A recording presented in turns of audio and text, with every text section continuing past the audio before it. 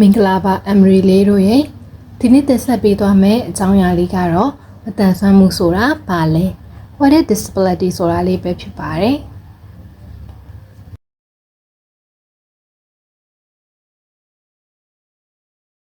မတန်ဆွမ်းသူများအခွင့်အရေးဆိုင်ရာကုလသမဂ္ဂသဘောတူစာချုပ်အရမတန်ဆွမ်းမှုဆိုတာချိုးရင်းအားနည်းချက်ရှိသူတွေနဲ့လူဖွဲ့စည်းတွင်မှာသူတို့ရဲ့အပြေအဝထျောက်စွာအများနည်းတူပါဝင်နေတာကိုဟန်တာထားတဲ့စိတ်သဘောထားအမြင်တွေပြီးတော့ပတ်ဝန်းကျင်ဆိုင်ရာအတားအဆီးတွေကြားမှာအပြန်အလှန်တက်ရောက်မှုကနေပြီးတော့ဖြစ်ပေါ်လာတဲ့ရလဒ်ဖြစ်ပါတယ်ချိုးရင်မှုအပေါင်းဒါစီးမိများခြင်းမတန်ဆွမ်းမှုရှုပ်ပိုင်းဆိုင်ရာအသားစီးအနေနဲ့မတန်ဆွမ်းသူတွေအတွက်အဆင်မပြေတဲ့လမ်းတွေပလက်ဖောင်းတွေအများပြည်သူသုံးသပ်ယူပို့ဆောင်ရေးရင်တွေအဆင်မပြေတဲ့အဆောက်အဦတွေအပြင်ထုတ်ကုန်တဲ့ဝန်ဆောင်မှုတွေလည်းရှိနေပါတယ်စိတ်တဘောထားအမြင်ပိုင်းဆိုင်ရာတွေမှာလည်းမတန်ဆွမ်းသူတွေကိုနေမကောင်းတဲ့သူတွေအဖြစ်ရှုမြင်တာတနာစရာအဖြစ်ရှုမြင်တာအမြဲကူညီလိုအပ်နေသူတွေအဖြစ်ရှုမြင်တာတွေကြောင့်မတန်ဆွမ်းသူတွေဟာမိမိတို့ရဲ့စွမ်းရည်တွေကိုအသုံးချဖို့နဲ့အလုပ်ကိုင်ခွင့်လန်းရရှိဖို့အတွက်အခက်အခဲများစွာရှိနေကြဆဲပါ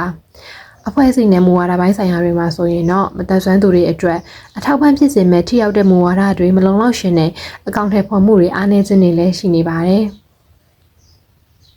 နောက်ဆုံးအနေနဲ့ဆိုရင်တော့သတင်းဆက်လက်နဲ့ဆက်သွယ်ရေးပိုင်းဆိုင်ရာတွေမှာမတန်ဆွမ်းသူတွေလက်လန်းမိဖို့ထက်သွင်းစဉ်းစားမှုမရှိတာနည်းပညာနဲ့အရင်မြင့်မလုံလောက်တာတွေကြောင့်အခက်အခဲများစွာရှိနေပါတယ်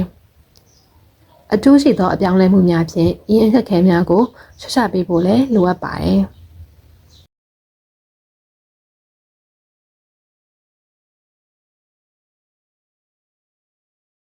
ဒါစီ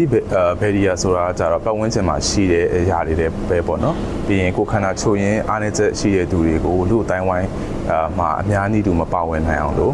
ကန့်သက်ဟန်တာထားတဲ့အရာတွေကိုပြောတာပေါ့လေနော်ဥပမာအဖြစ်ဆိုလို့ရှိရင်ဒီလှေကားတက်တွေနဲ့ပဲဖွဲ့စည်းတည်ဆောက်ထားတဲ့အကြောင်းတွေမျိုးပြီးရင်ပုံနှိပ်စာတွေပဲတီးတန့်ပါတဲ့ထုတ်ဝေပုံနှိပ်စာတွေကိုပဲတီးတန့်သုံးထားတဲ့ထုတ်ဝေထားတဲ့သတင်းချက်လက်တွေမျိုးပြောတာဖြစ်ပါတယ်